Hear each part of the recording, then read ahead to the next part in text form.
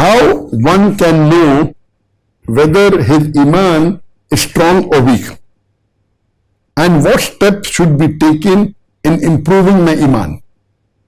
And if one who listens about the punishment of hellfire and not feeling afraid of it, but worries about other things, what is the strength of his Eemaan? The question posed by Revert, and he's asking that how will a person come to know whether his Eemaan is strong or weak? And what steps should be taken to improve the Eemaan? And the last part is that if a person hears and knows about the punishment of hellfire and yet is not worried about that and worried about the worldly things, then what is his status? Regarding the first part of the question, that how does one come to know that his Eemaan is strong? A person, when he keeps on following the teachings of Quran and Sahih Hadith, the more he follows, he realizes that his Eemaan is strong. For example, when he goes out, a Muslimah knows that she should wear the hijab. The outside world may not be doing hijab. She is doing hijab. You know that the Eemaan is strong. We know that people do wrong things. They cheat. You are not cheating. People tell lies. You don't lie. You are honest. And the more you follow the Quran and Sahih Hadith, you come to know Eemaan is strong. How do you increase your Eemaan? Well, the best way to increase your Eemaan is to read the translation of the Quran, read the translation of the Hadith of the beloved Prophet ﷺ, read the Seerah of the Prophet ﷺ, read the Seerah of the Khulafa Rashidin, of the Sahabas. When you look at the lifestyle, you are empowered. You realize that how strong they were in Eemaan and how weak we are in Eemaan. So if you read the stories of the Sahabas, your Eemaan increases. I'd like to give you one incident. That once there was a person who comes and tells the Prophet that the neighbor that is there is not allowing him to build the boundary wall of the house because the tree is in between. So the Prophet tells the neighbor that if you give that one tree and allow him to build his boundary wall, I will give you a tree in Jannah. And he refuses. He doesn't agree. So when one of the Sahaba, Abu Darda, he hears about this, he goes and asks the Prophet that if I get that tree and see to it, give it to him, will I get a tree in Jannah? The Prophet said, yes, why not? So he goes and tells that neighbor that, do you know who I am?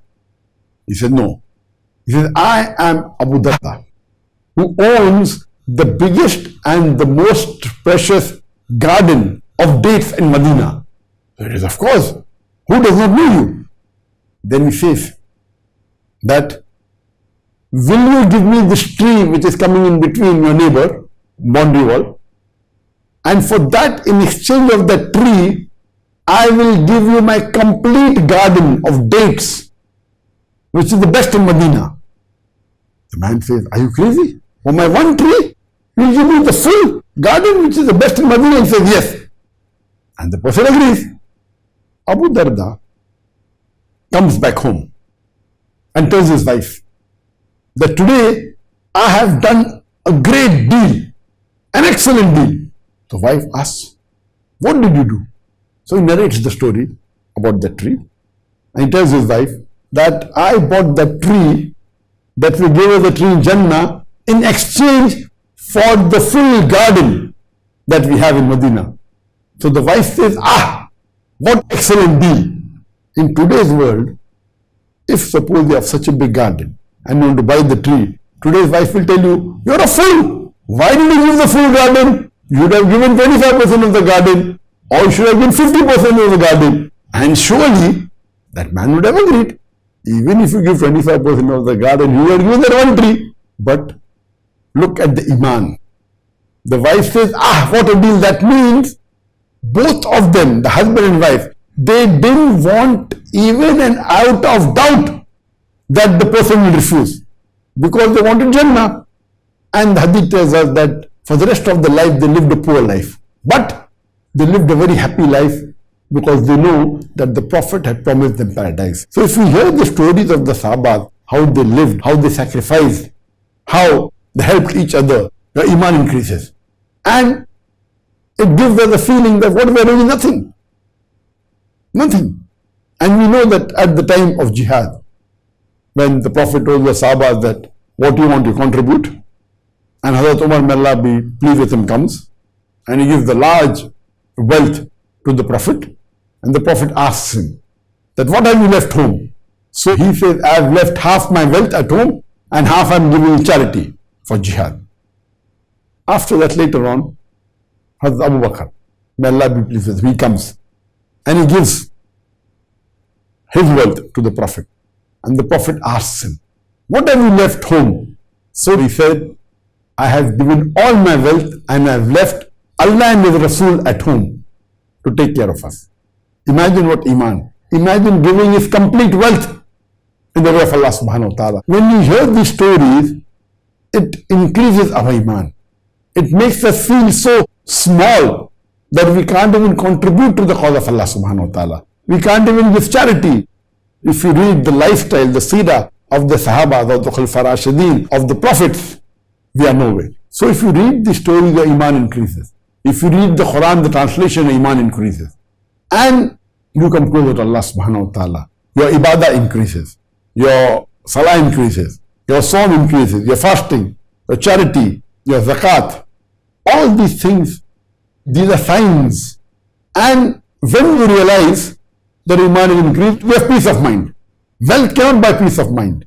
When you have peace of mind, that mashallah, inshallah, we are following Allah and His Rasul. And inshallah, we will be raised in Jannah with Allah and His Rasul. As the Prophet said, that you will be raised with the people who you love. So that time the Sahaba were so happy. They said, we may not be good in deeds, they were the best. After the Anbiyas, the people who are the most blessed and the closest to Allah subhanahu wa ta'ala are the Sahabas.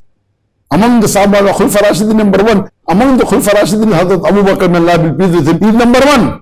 Then Hazrat Umar. If you hear these stories and read the lifestyle of the Prophet and the Sahabas, you will realize that we are living in air condition, we have all the facility, and yet we crib, yet we don't follow the Sunnah, yet we don't follow the things that we're supposed to do. And if you read how did the Ansar, the people of Medina, the Sahabas of Medina, helped the Sahabas, the Muhajir, who migrated from Makkah to Medina, and the stories, it's phenomenal. So the more you read the seerah of the Prophet, of the Sahabas, your Eemaan will increase, your practice will increase, and inshallah, your peace of mind will increase. And you are more secured that Allah will give you the best in this world as well as the Akhirah.